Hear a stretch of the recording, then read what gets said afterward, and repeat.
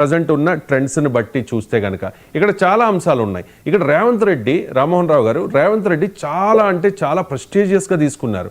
ఎందుకు అంటే ఈ గెలుపు అనేది రేవంత్ రెడ్డికి చాలా అవసరం కాబట్టి. ఎందుకు అంటే ఒక కోల్డ్ వార్ కాంగ్రెస్ పార్టీలో, ఎందుకంటే కాంగ్రెస్ పార్టీలో అంతర్గత ప్రజాస్వామ్యం ఎక్కువ కదా. అంతర్గత ప్రజాస్వామ్యం మాటున అంతర్గత విభేదాలు ఏ స్థాయిలో ఉంటాయో మనం చూస్తూ ఉన్నాం. చాలామంది మంత్రులు ఒకరి మీద, మంత్రివర్గంలో ఉన్న వాళ్ళే ఒకళ్ళ మీద ఒకళ్ళు విమర్శలు చేసుకున్న పరిస్థితి చూసాం. మన లక్ష్మణ్ వెసెస్ పొన్నం, అలాగే కొండా సురేఖ వెసెస్ పొంగులేటి, ఇలాంటి ఇష్యూస్. కాబట్టి వాటన్నిటిని కూడా చాలా కంట్రోల్ చేసుకుంటూ, కూల్ చేస్తూ రేవంత్ రెడ్డి లీడ్ చేస్తూ ఉన్నారు ఈ ప్రభుత్వాన్ని. 2 years అయిపోతోంది. సో ఏదో నాయకత్వ మార్పు కూడా జరుగుతుంది, సీఎంగా వాళ్ళు వస్తారు వీళ్ళు వస్తారు అని చెప్పి రకరకాల ప్రచారం మనం మొదట్లో చూసాం, ఆ తర్వాత చూసాం. అంటే చాలా ఊహాగానాలు వస్తూ ఉన్నాయి. ఇటువంటి నేపథ్యంలో రేవంత్ రెడ్డి ఇక్కడ జూబ్లీ హిల్స్ ఉప ఎన్నికల్లో గెలిచి, ఎందుకంటే 2023 ఎన్నికల్లో ఈ స్థానం కాంగ్రెస్ పార్టీది కాదు, బీఆర్ఎస్ది, అయినా కూడా అక్కడ గెలిచి ఇది రేవంత్ స్టామినా అని చెప్పుకుని అధిష్టానానికి చెప్పుకునే ప్రయత్నం అయితే ఆయన చేస్తూ ఉన్నారు. ఇది ఆయనకు చాలా ప్రతిష్టాత్మకం కాబట్టి ఆయన ప్రూవ్ చేసుకోబోతూ ఉన్నారు, ఎందుకంటే ట్రెండ్స్ అలాగే ఉన్నాయి కాబట్టి. ఇక్కడ కేసీఆర్కు కూడా చాలా ఇంపార్టెంట్. 2023 అసెంబ్లీ ఎన్నికల్లో 39 స్థానాలకు మాత్రమే పరిమితమై, ఆ తర్వాత 10 మంది ఎమ్మెల్యేలను బీఆర్ఎస్ నుంచి కాంగ్రెస్లోకి వాళ్ళు వెళ్ళిపోయారు కాబట్టి 29కి పరిమితమై కంటోన్మెంట్ సీట్ కూడా కోల్పోయి, ఇప్పుడు జూబ్లీ హిల్స్ సీటు కూడా కోల్పోతే అది పార్టీకి చాలా ప్రమాదకరం. అండ్ లోక్సభ ఎన్నికల్లో ఒక్క సీటు బీఆర్ఎస్ గెలవలేదు కాబట్టి బీఆర్ఎస్ పార్టీ కూడా ఇది చాలా అంటే చాలా ప్రతిష్టాత్మకం. కానీ కేసీఆర్ సీరియస్గా తీసుకున్నట్టుగా ఎక్కడ కనిపించట్లేదు. కేసీఆర్ వస్తారు, ప్రచారం చేస్తారు అని చెప్పి. వాస్తవంగా కేసీఆర్ వస్తే సీన్ వేరేలా ఉండేది. ఆయన రాలేదు. కేటీఆర్కి, హరీష్కి మాత్రమే ఆయన ఈ బాధ్యతలు అప్పగించారు. ఏంటి, ఎలా అర్థం చేసుకోవాలి ఇక్కడ బీఆర్ఎస్ వ్యూహాన్ని? రామ్మోహన్ రావు గారు. వెంకటేశ్వర గారు, నేను 2 నిమిషాలు చెప్తాను. అంటే మనకు కేసీఆర్ గారు రాకపోయినా వచ్చినా కూడా ఈ పెద్ద మార్పు ఏం రాకపోయింది, పెద్ద మార్పు రాకపోయేది. నా ఉద్దేశం అంటే కేటీఆర్ గానీ హరీష్ రావు గారు వారి తండ్రి చనిపోవడం వల్ల కొద్ది రోజులు ప్రచారం, దాదాపు 12 రోజులు ప్రచారం దూరంగా ఉన్నారు. అయినా సరే కేటీఆర్ ప్రతిష్టాత్మకంగా తీసుకున్నారు. ఒకటి మన సొంత సీట్లు దక్కించుకోవాలి, కంటోన్మెంట్ కోల్పోవడం వల్ల అప్పటికిప్పటికి తేడా ఉంది. రవీంద్ర గారు, కంటోన్మెంట్ అప్పుడు 6 నెలలు కూడా కాలే కనుక సమస్య లేదు అని ఈ ప్రభుత్వ పనితీరు నిదర్శనం కూడా కాదు అది.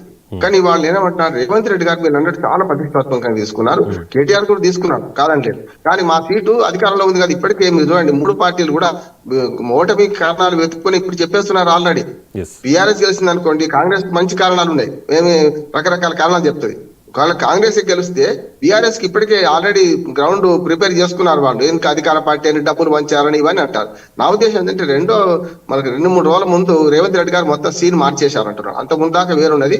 ఒక 3 రోజులు నేను 3 సార్లు తిరిగాను ఆ జూబ్లీ హిల్స్ ఉప ఎన్నికల్లో.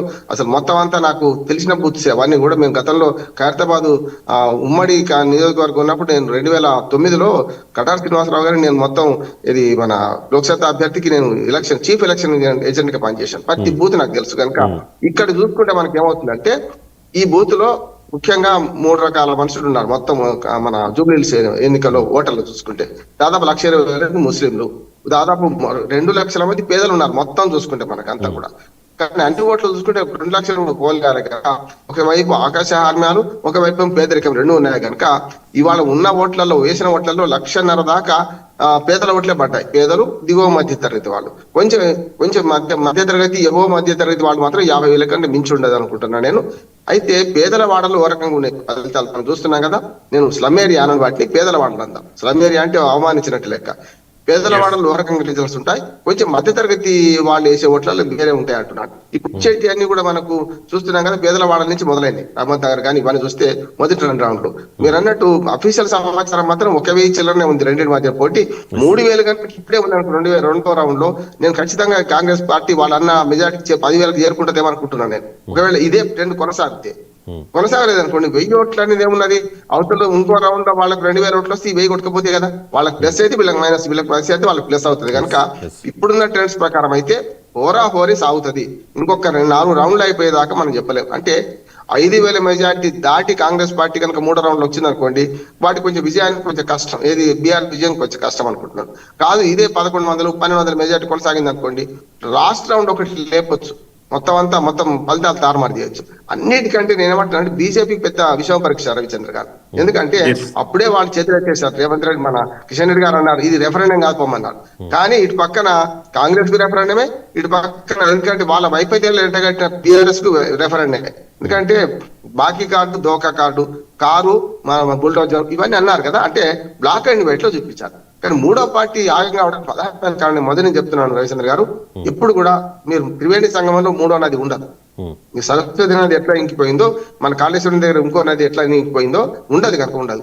కనుక మూడు పార్టీలు ఉన్న చోట రెండు పార్టీల ప్రజలు గెలిచేదానికి ఓటేద్దాం అనుకుంటారు. ప్రజల ట్రెండ్ ఎట్లా ఉంటుంది అంటే గెలిచేదానికి ఓట్లేద్దాం అనుకుంటారు. కనుక ఏమైంది, రెండు నుంచి మూడో పార్టీ ఉనికి ఎప్పుడు ఉండదు. మీరు చూడండి కర్ణాటక చూడండి, ఇప్పుడు బీహార్ లో చూస్తున్నాం కదా మనం, మూడో పార్టీకి ఉనికి తక్కువ ఎందుకుంటే వీళ్ళు ఆట అరటి పండు అవుతారు అంటున్నాడు. ఆటలో అరటి పండు ఎందుకు అంటున్నాను చెప్తానంటే, బీజేపీ 2023లో 25,000 ఓట్లు సంపాదించుకునేది. అదే బీజేపీ 2024లో పార్లమెంట్ 64,000 ఓట్లు సంపాదించుకునేది. మొదటి నుంచి ఈ పార్టీకి ఛాలెంజ్ ఏంటంటే పాత 25,000 సాధించుకుంటామా అనే ఒక ఉండే.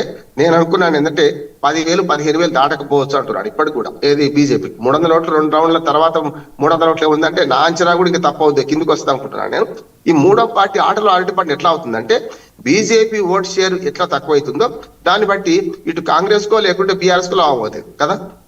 ఉదాహరణ ముస్లిం ఓట్లన్నీ కాంగ్రెస్ కు లాభమయ్యే అవకాశం ఉన్నది. కానీ బీజేపీ లాస్ట్ మినిట్ లో ఒక అస్త్రం ప్రయోగించింది. అంటే అంతకన్నా ముందే రేవంత్ రెడ్డి గారు చాలా తెలివితోని ముస్లింలు అంటే కాంగ్రెస్ అంటే ముస్లింలు అన్నాడు. అయినంత మాత్రం ముస్లిం ఓట్లన్నీ కాంగ్రెస్ పడవు, బీఆర్ఎస్ కూడా పడతాయి. కానీ ఇటు పక్కన మనకు దీనికి నష్టం అవుతుంది కదా. హిందూ ఓట్లను బాగా ప్రేరేపించే క్రమంలో బండి సంజయ్ వచ్చి గేమ్ చేంజర్ గా మారిండు. బండి సంజయ్ ఈ విద్వేషాన్ని రెచ్చగొట్టే ప్రయత్నం చేసి దాంతో ఏమైందంటే వరకు బీజేపీకి నష్టం. ఒకవేళ మన బీజేపీ పడాల్సిన హిందూ ఓట్లు అటే పడి ఉంటే ఇప్పటికైనా చాలా రావాలి కదా. ఆ కాంట్రాస్ట్ పనిచేయదు ఇక్కడ. హిందువులు ఏమనుకున్నారంటే వాళ్ళు ఏమైనా పోని ఈ రెండు పార్టీలలో ఎవరు గెలుపుతో చూద్దాం అనుకున్నారు తప్ప బీజేపీకి వేద్దాం అనుకోలేదు. మొదటి నుంచి కూడా 2023లో చూడండి మీరు, బీజేపీ వీక్ కావడం వల్ల కాంగ్రెస్ గెలిచింది. బీజేపీ కనుక ఇంకొక 5% ఓట్లు తెచ్చుకుంటే బీఆర్ఎస్ గెలిచేది. ఎందుకు, రెండు పార్టీల మధ్య పోటీ ఉన్నప్పుడు మూడో పార్టీ గట్టి పోటీ ఇస్తే, మూడో పార్టీ గట్టి పోటీ ఇచ్చినప్పుడు కాంగ్రెస్ పార్టీ కన్నా బీఆర్ఎస్ కి ఎక్కువ ఓట్లు వచ్చాయి. 1,500 2,000 ఓట్లతో ఓడిపోయిన సందర్భాలు ఉన్నాయి. బీఆర్ఎస్ 40 సీట్లకే పరిమితం కాకపోతుండే కనీసం 55 సీట్లు 50 దాటి వస్తుండే. 50 దాటి వచ్చిందంటే ఆటోమేటిక్ గా బీఆర్ఎస్ అధికారం కదా. 7 సీట్లు ఎంఐఎం అవకాశం వాద పార్టీ ఎప్పుడైనా.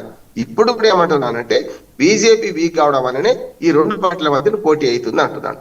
బీజేపీకి ఇజ్జత్ కా సవాల్ అయిపోయింది, అది కూడా అయిపోయింది. ఈ 300-400 ఓట్లు అంటే మొత్తం రౌండ్ రామ్మోహన్ రావు గారు, రేవంత్ రెడ్డి ప్రధానంగా 2 అంశాలు రేజ్ చేశారు. ఒకటి, కాంగ్రెస్ పార్టీ అంటే ముస్లింల పార్టీ అని చెప్పుకునే ప్రయత్నం. ఆ ప్రయత్నంలో భాగంగా అజారుద్దీన్కి క్యాబినెట్లోకి ఆయన తీసుకోవడం, దాంతోపాటు బీఆర్ఎస్ అండ్ బీజేపీ ఈ రెండు ఒక్కటే అన్నది పెద్ద ఎత్తున కాంగ్రెస్ పార్టీ అప్పటి అసెంబ్లీ ఎన్నికల నుంచి ఆ తర్వాత లోక్సభ ఎన్నికలు, ఇప్పుడు ఈ జూబ్లీహిల్స్ ఉప ఎన్నికలో కూడా అదే అస్త్రాన్ని వాడారు. అదే బహుశా వాళ్ళకి వర్కౌట్ అవుతుందేమో. పదే బీఆర్ఎస్ అండ్ బీజేపీ ఈ రెండు పార్టీలు ఒక్కటే అనేది కాంగ్రెస్ పార్టీ ప్రూవ్ చేయదలుచుకుంది. బహుశా 2023 అసెంబ్లీ ఎన్నికల్లో తెలంగాణ ప్రజలు దాన్ని నమ్ముంటారు, ఎందుకంటే దాని ఫలితాలు అలా వచ్చాయి కాబట్టి. ఎందుకు పదే రేవంత్ రెడ్డి ఆ అస్త్రాన్ని వాడుతూ ఉన్నారు? నిజంగా Bharatiya Janata party and BRS party ఈ రెండు పార్టీలు ఒకటేనా? ఎందుకంటే కవిత కూడా రీసెంట్గా ఆ పార్టీ నుంచి వెళ్ళిపోయే క్రమంలో కొన్ని తీవ్ర ఆరోపణలు చేశారు కదా. బీజేపీలో బీఆర్ఎస్ పార్టీని కలపాలనే ప్రపోజల్ కూడా